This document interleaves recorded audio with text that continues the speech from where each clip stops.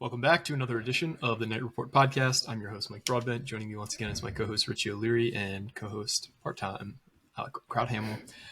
We have the bowl game situated. We'll be playing in the Rate Bowl on December 26th at 5:30 p.m.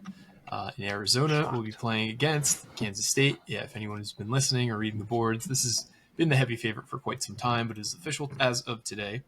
We'll also have an update on the defensive coordinator role, and we'll talk a little bit about how the transfer portal is opening tomorrow and things to keep on the lookout for. But before we get into any of that, this podcast is presented to you by Knight and Day Apparel. Hey, Rutgers fans, get ready to slam dunk your style with Knight and Day Apparel. Cheer on the Scarlet Knights this season with our exclusive Rutgers gear. From trend-setting designs to lifestyle garments, we've got you covered with everything you need to support your team in comfort and flair. Stand out in the crowd and show your passion for Rutgers basketball with designs that celebrate every dribble, dunk, and victory. Use our promo code RutgersRivals to get 10% off your purchase. Don't wait. Head to Knight and Day Apparel today and gear up for game day. Go Knights. This podcast is also presented to you by BetOnline. BetOnline continues to be the world's most trusted betting platform and your number one source for online betting. From the earliest odds to in-game live betting, BetOnline provides you with all the action you need and the ability to watch games as they happen. With the largest selection of odds from everything from football, the NBA, and college basketball, NHL to UFC. Head to BetOnline today and don't forget to use the promo code BELIEVE, that's BLEAV, for your welcome bonus on your first deposit. BetOnline, the game starts here. Okay, so Rutgers will be playing the Kansas State Wildcats, who went 8-4 this season. They were ranked as high as 13th at some point in the season. They had a bit of a mirror season to Rutgers. They started 7-1 and finished 1-3, while Rutgers finished 4-4 and finished 3-1. So Rutgers is has more momentum going behind them. Right off the cuff, what do you guys think of this bowl? What do you guys think of the opponent? Rich, I'll let you start. I guess technically someone said it's a repeat opponent, which I guess, yeah, it is, but it's just been so long, so it's a totally different program. Totally different conferences, too. Totally different Big 12, totally different Big 10. I think it's not an easy game by any means. Interestingly enough, this is the only Big 10, Big 12 matchup in a bowl game. They put up pretty good numbers. They have a good quarterback. Avery Johnson's a very talented kid. They have a very talented running back in Giddens. Their offense isn't going to be easy to stop, especially when you don't have a defensive coordinator. So that definitely throws a wrench into things. But playing in Phoenix on December 26th is just like the second worst possible thing. Detroit, December 26th would have been the worst possible. But they're a talented team.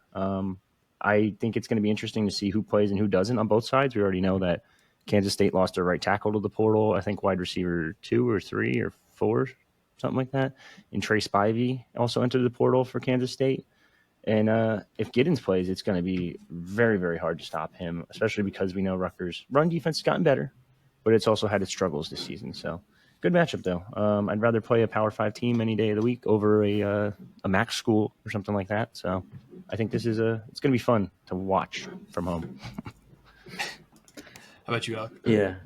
Yeah, I agree with Richie. I think this is a solid matchup. Kansas State got as high as 17 in the AP poll, I believe. They were one of those kind of like dark horse Big 12 teams because that conference was wide open this year. That could have maybe, taken it. They're a solid team. It's not going to be an easy matchup, like Richie said, by any means.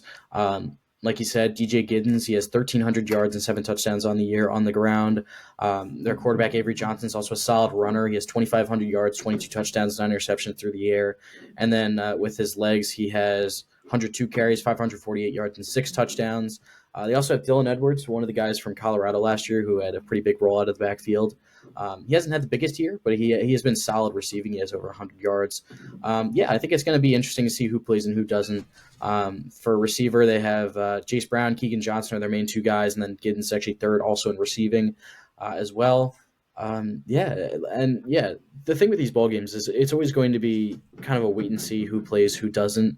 I mean, we don't really know right now who's going to play and who's not going to play for some of those key roles. Does Giddens play? He's a junior, but I believe he's up for the NFL draft this year. And he's kind of similar to Kyle Monunga in that he had some spurts of effectiveness in 2022. And then the last 2 years, he's really broken out as that lead guy. Ran for 1,200 yards last year, 10 touchdowns. And he's been one of the better running backs this year. So yeah, I think this is a solid matchup, and this is the second time that Rutgers is playing in this bowl as well, at least a different iteration of it. It was known as the Insight Bowl 19 years ago when they played Arizona State. So, yeah, don't love the location or the date, but it's for game purposes, it's a solid matchup, and it should be an exciting one. I just looked at FanDuel. The line is out for this game. I'll let you guys both take a guess. What do you think the line is for this game?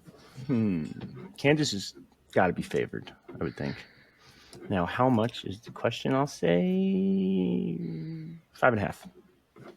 I think I might be cheating a little bit. I saw Action Network's line on this when they were projecting this as the main matchup, I think it was. And they had, I think, 8.5. So I'll say FanDuel has 6.5 in Kansas State's favor. 9.5. Ooh. Wow. Free money. Okay. You can get Rutgers at a plus 250 money line bet right now, but they are 9.5 point dogs in this one. I do not get that at all, given who is likely not to play for the Kansas State side. It's also not really a whole lot of information as to who might not play for Rutgers, because on our side, I would not fault Holland Pierce or Robert Longerbeam or Kyle Monungai or Tyrone Powell if they decided to sit this out, or a whole host of guys who are kind of in the same shoes. I'm glad you said that because I wanted to talk about that too. I think they all play. I'll be honest with you. Maybe so? The only one that doesn't would be Holland Pierce, maybe. But like Tyrone Powell needs to get better film out there after the injury and everything because he struggled early on this season too. So there's some bad tape out there. You got to fix that. Kyle Monungai is a team player through and through. I'd be shocked almost if he didn't play because what is another 20 carries really going to do for him? Yes, the injuries maybe, but he'll be fine. I'm pretty sure. Knock on wood. But who else? Robert Longerbeam. I mean, does sitting out really hurt him or help him at all? Like I would play. Like if I'm somewhat healthy or like 100%. If you're not 100%, maybe you sit out. But the four guys, like Colin Pierce, probably is the only one that I could maybe see sitting out, and that's just because he's got like what? 3rd round grades, 4th round grades early on. Yeah. So that's the only one I could really see sitting out. The rest, I think they're going to play, and it sounds like easy money. Yeah, that's the thing, because a lot of the guys that have sat out, and some of the other teams and all that, it's because they have those higher round draft grades. The only one last year was Max Melton because he had such a high draft grade as well. I agree with Richie, maybe Holland Pierce. I feel like Kyle Monungai is kind of those similar draft grades, outlook, things like that. But I just feel like it's not in his DNA to sit out a game that he, isn't unable to play in. I think we're going to see a mostly full-strength Rutgers team in this game. Yeah, I think I don't know. I'm still up in the air. I could see it going either way, but I'll take your guys' word for it, especially given the contacts you guys have. Anything else about this matchup you guys wanted to touch on before we hit another topic? Obviously, we'll talk a lot more about this game as it approaches a little bit closer, but just the instant reaction here to the bowl game opponent and the bowl game date and the bowl itself. Chase Field, not at the football stadium, which is interesting. I actually got to go there when I went to Arizona a couple months ago, and that's a cool baseball stadium. Like, it is really unique. It's really nice. I think the atmosphere there, if as long as all the concessions are open, you got to get the churro hot dog. I'm just saying. Churro hot dog? Yeah, it's like I forget what it was. It was a churro like bun. I gotta look it up again because I haven't had it. Chase Field churro hot dog. See, very popular. All right, throw it on the screen. Okay. Yes, please do. I need to see this. It's not like an actual hot dog, but it's like how to make a ballpark churro hot dog. Like, it was delicious. It's not an actual hot dog. Yes, I know. Okay. You're probably thinking. I thought you should have started with that. Yeah, well, I thought you were. Here's in my mind's eye what it was. You were taking a larger churro and cutting it down the middle after you cooked it, and then putting a beef frank in the middle. Yes, but the hot dog being the churro and having a bun and some sweetness around it, I could fuck with that. But the churro massive, with a log of meat in the middle of it, nah, that's a nah for me. But this looks delicious. Like, it's like a solid like $30, but it's like what? That's $30? Yeah. No, but it's like. It's worth it, I feel like. That can't be $30. Is anything worth $30? I mean, like, look at this thing. Like, that how to can't make be $30. your own. Like, I think it was worth it personally. I could make that myself for like $5. They also have, and I ended up getting this. It is a massive fucking hot dog that they have normally. I don't know what's with Arizona and hot dogs, but like we're talking like a foot long. Like it had to be like a 16-inch hot dog. Like it was ridiculous. Like it was like this, the whole thing like long, and it's got ground beef or chorizo it was, and like I forget what else, salsa and cheese and relish. Oh god, man, that stadium's just so cool. The pool bathrooms there. And I will, yeah. Are you going to talk yourself into going? No, not in the slightest. But they also have a fan-friendly concession stands. You got to find it, and it's like $2 Busch Lights. I'm not a big Busch drinker, but hey, anything that's $2 for beers, like you can't really beat $2. that. $2. Yep. Mm-hmm. So yeah, it's it should be. I don't know. I'm considering going out there. I don't know if we'll make it happen, but we'll see. But yeah, it should be an exciting matchup. Any of these like Power 4 matchups out of conference is usually pretty exciting, especially since we don't see Big 10, Big 12 too often. So yeah, it should be exciting. I was selfishly hoping for like I was just hoping for like an old foe, just settle another score with, but clearly that's not going to happen. But at least technically, this is kind of one. They just already disposed of them 18 years ago. Yeah, this is a callback, but one that we're not looking for revenge with, like we do a ton of other teams. I was hoping they would push this till next year for the Rate Bowl, and somehow Rutgers snuck in to any other bowl. And then next year would be Rich Rod, Greg Schiano snapping the streak, 14 something games. Might be more than that, actually. Was it 18? I forget. It was in the teens. I know that. And I think the most disappointing thing about this bowl season is we won't be seeing the Greg Schiano Mayo Bath that we were all kind of secretly hoping Rest in for. Peace. To even see if he would be willing to participate, I think would have been interesting. Now it's going to be PJ Fleck, Brent Pry, which is, I still would like to see that, but just not to the level of. I think PJ Fleck would like. He'd not buy into it. Mix condiments here, but I think he would relish in the dumping of mayonnaise on him. He would grab the thing and pour it on himself. Yeah. Let's take. All right, let's. Yeah, speaking of PJ Fleck, though, Rutgers was not able to poach another coach from his staff this offseason. Coach Heatherman is signed back on as the defensive coordinator there. He's extended for 2 more years. You got to imagine the language in his contract made it just as prohibitive, if not more, to get out of that deal. So I think we could safely put that to bed, regardless of the history there, where both Kirk Soraka got an extension in December, and he was the Rutgers OC by January. So we both made callbacks to that, Rich, in tweets and talked about it, but I just don't see that as a realistic DC candidate any longer. Are you hearing anything about that role and maybe some names to take a look at, or is it very, very secretive? It is super, super secretive. Like if I was president of the United States, like Greg Schiano is my Homeland Security Director. Like that man can hide anything he wants, like, and just not tell like a soul. Now, obviously, he's talking to people. He's looking into what to do. His press conference that was, by the time you're listening to this, is on YouTube. He was asked a couple times about it, I'm sure. Trying to like forward look because we're recording before the press conference, but there's like a 99% guarantee because we weren't asking about it at the signing day. So he's going to ask about it, talk about it. I'm assuming he's probably going to take the DC role for the bowl game just because I don't see anyone on staff that would take it over, to be honest with you. Yeah, that would make sense. But yeah, no, it's there's a couple names like we've highlighted. Like Lyle Hemphill is the one that I keep going back to at least over and over and over again. I know you two like him as well. From James Madison, he just has ties to the staff. He just seems like a very talented coach, and he's young. He's an up and comer, so it just makes a lot of sense there. Who else was on that list? I'm trying to think. Tem Lukabu, Rutgers ties, Tampa Bay ties, has coordinator experience. I'd be shocked if it isn't like either a G5 or higher guy. Like, I just don't see them going. They're not going to go with a new name, like an up and comer. I think that's too risky for Rutgers type of role. It has to be someone that Greg trusts. And Greg, like Schiano and Harris Simiak are almost similar. when you talk to the two of them. They're just very down there. Like, I shouldn't say down there. Very all football oriented guys when it comes to like micromanaging everything. And I feel like you need a guy like that, especially when working with Chiano. And you got to be willing to put in the work too. We know some staff members have left in the past because they weren't willing to put in the work. So I'm intrigued to see where this one kind of goes. It's definitely going to be interesting, to say the least. Any idea of a timeline?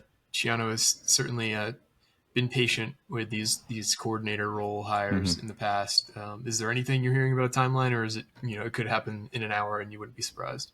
It could happen right now as we're talking, but I don't think it will.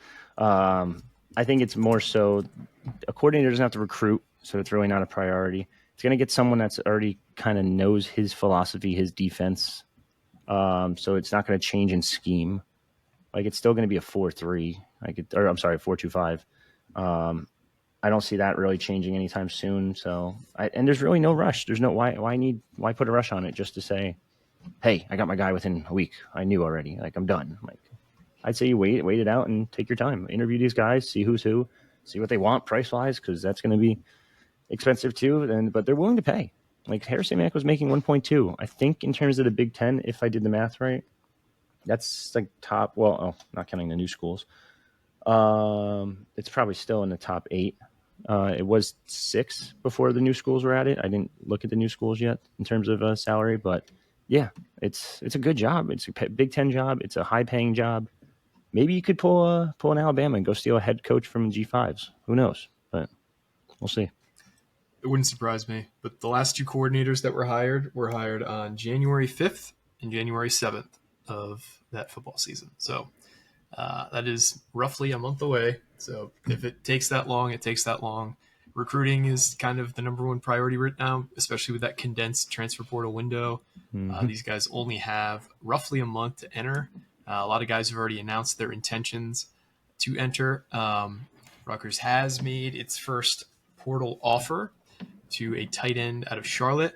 It's Colin Weber. And in the time between him getting that offer and right now, he's made a visit planned. So he's visiting starting tomorrow night. He'll be on campus and he'll be there for 2 days on an official visit. I think Rutgers is in a really good spot here. He's only got 2 offers, one from Rutgers, one from UConn. They clearly have prioritized tight end because they've shown interest in quite a few who have entered the portal. So if they could wrap that up, that's a huge win before the portal even opens, basically. They've been following a lot of defensive linemen, a lot of offensive linemen, a lot of DBs, a lot of wide receivers. What are you guys expecting out of the portal tomorrow? I think it's going to be a crazy day, Alec. In terms of wildness on a scale of 1 to 10, how wild do you think the portal is going to be starting tomorrow? Well, tomorrow in general, like you said, is going to be pretty crazy just for I'm sure the sheer volume. I feel like we'll probably get a few surprises. I'm not just talking about Rutgers, but nationwide here. I'll probably get a few surprises.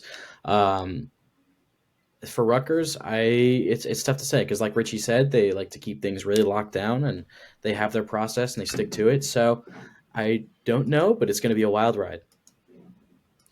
Rich, how wild do you think it's going to be? And do you expect anything? Do you expect many transfers out for Rutgers?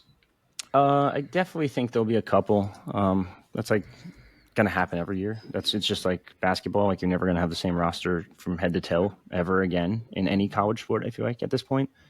So yeah, they'll definitely lose some people. They'll lose some people that probably, for the most part, they'll keep everyone they want to hold on to, though.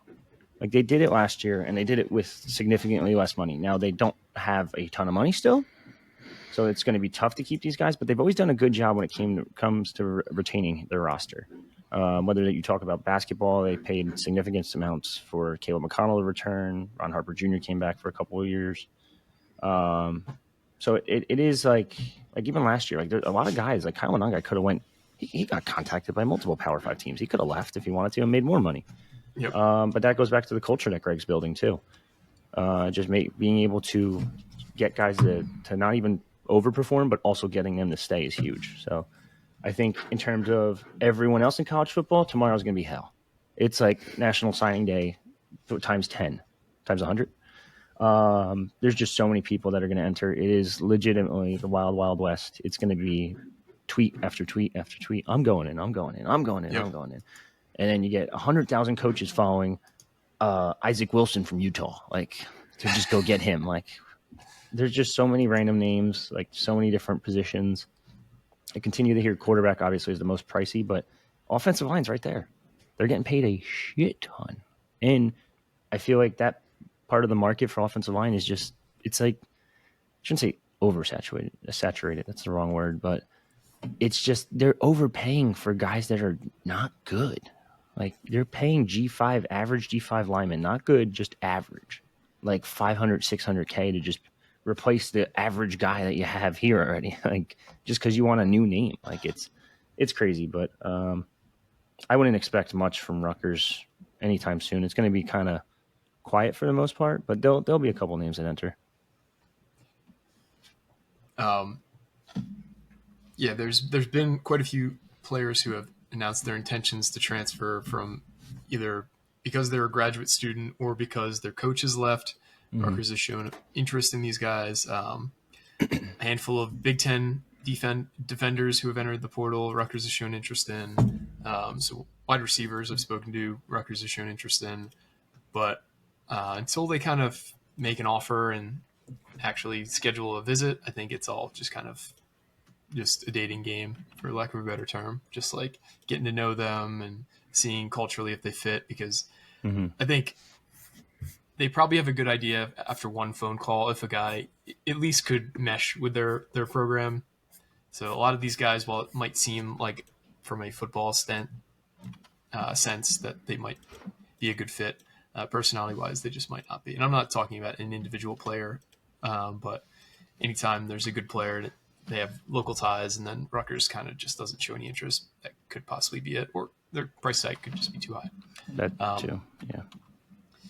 So we'll have another pod, I'm sure, about this in the near future, because I would be shocked if Rutgers does not have another offer out in the next 2 days, just based on the number of players. And to just kind of add some more color, they have advanced notice on some guys who they maybe came in second or third in high school, and they're close to the coach, and their coach has already put out feelers saying, hey, so-and-so's, not happy. Would you guys be interested? Like that stuff happens constantly. So be on the lookout, because I'm sure there'll be an offer or two made in the near future. Well, I mean, I can tell you right now, like schools are back channeling the fuck out of people. Like Nick Marsh has had from Michigan State, I know, has had contact from 20 Power 5 schools. Like, wow. They're all pushing to like get him in the portal, get that kid in the portal. He's a freshman. Like we can get 2 more years out of him. Like it's insane, like the back channeling, and it happens towards Rutgers too.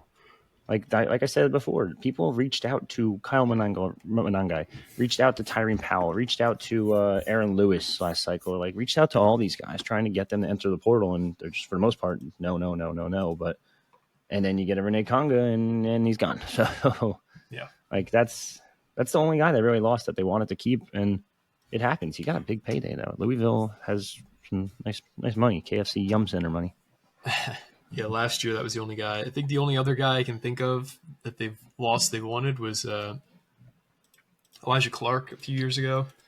That was a weird circumstance. But other than that, they've only lost like 2 guys in Shiano's 2.0 era that they would have liked to keep. So, what are you gonna do?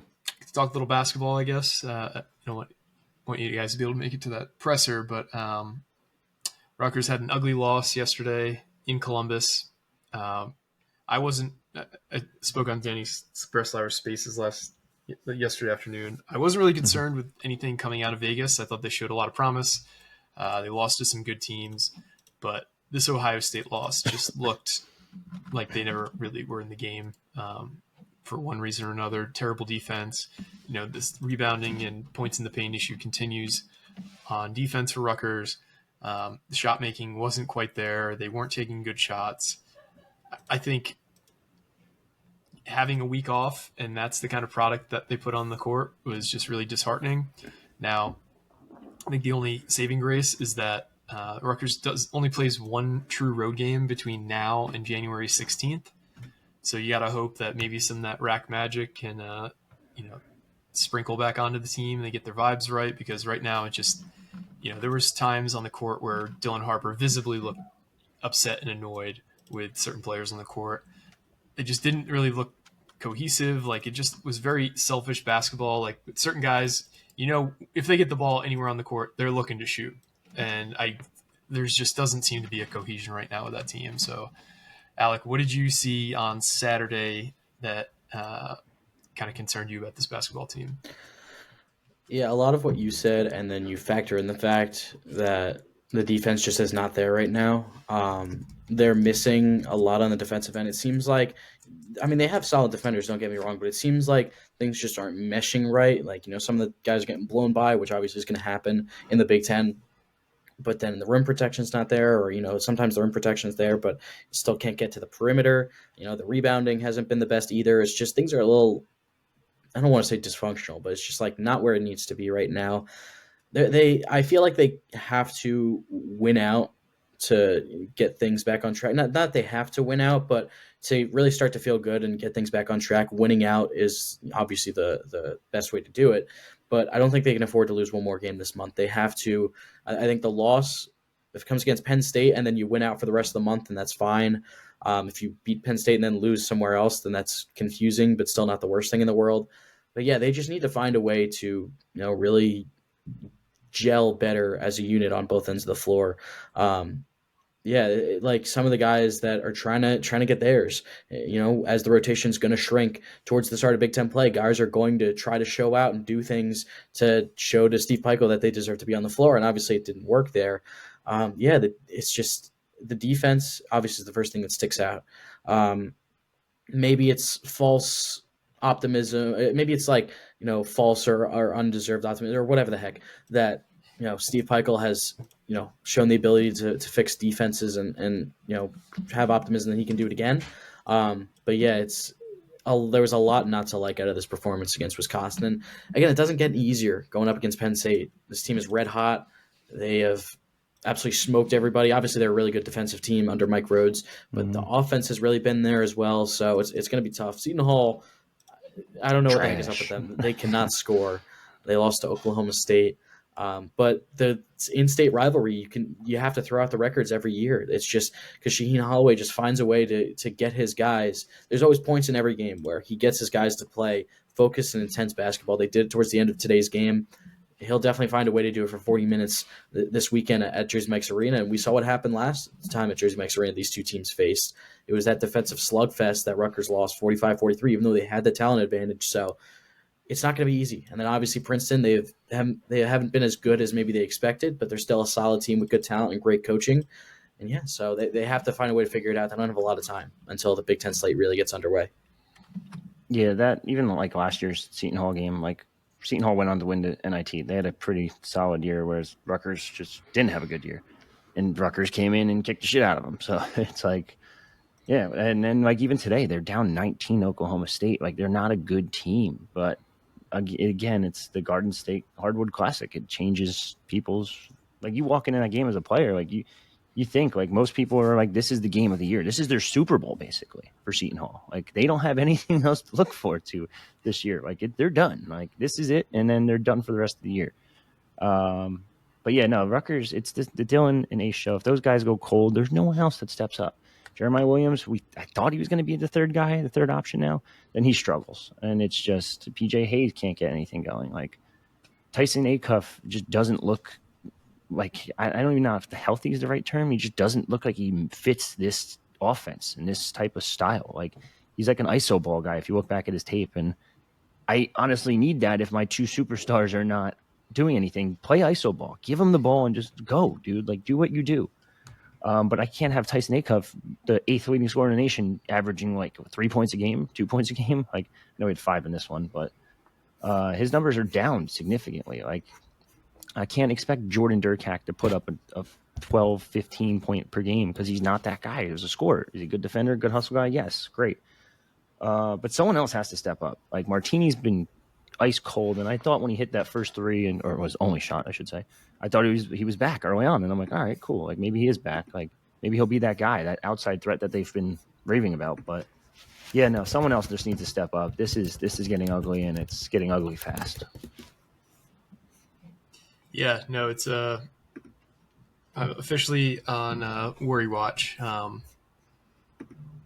I really want to see an inspired performance against Penn State. Really hope the environment kind of meets the moment, because it doesn't feel like we've had like a kind of loose, exciting environment at the rack this year. It just always seems like it's anytime we get a run going, it just kind of like fizzles out. Or we've won comfortably in a lot of games. But we haven't been covering spreads. We haven't been winning in the way we expect to. So. Yeah, we need a big performance against Penn State. Flat, full stop. We need to win that game. We need to win against Seton Hall. We need to win the following weekend against Princeton. We need to beat Columbia. Just because the January stretch that Rutgers is facing is brutal, and this team needs to get its shit together, for lack of a better term. I know, like, we have to end it in a sec, but like, if they lose to Seton Hall this year, I might be in the boat of throwing out the tournament idea. I don't think they make it. I mean, it's a Q3 loss again. Maybe I don't know where they're going to go with the net, but is there a potential that becomes a quad 4 game? I don't think so. Seton Hall, maybe. I mean, if they only lost to Monmouth, I think 0-8 Monmouth, mind you. 160 and below for quad 4 at home. I think. That's the thing. It's a home game this year too, so it makes all the difference. Who the hell put that on Fox though, man? What a mistake that was. 3 p.m. on Fox. Let's see. Seton Hall in the latest net rankings that was updated yesterday, they're 194. So that legitimately could be a quad 4 game. God, man, that is, you can't lose that. That's a must can't lose. A must can't lose. Yeah. Yeah. 161 or worse is a quad 4 game at home. It's Q4. Oh my God. Yeah, you lose that. Wrap it up. Yeah, I'm not quite in like full blown panic, but I'm definitely worried about this team at the moment.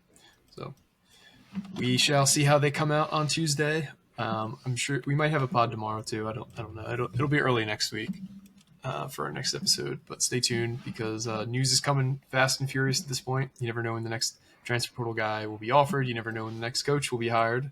So stay tuned to the boards and stay tuned to your podcast feeds because we will keep you up to date with all the information you need on your Scarlet Knights sports.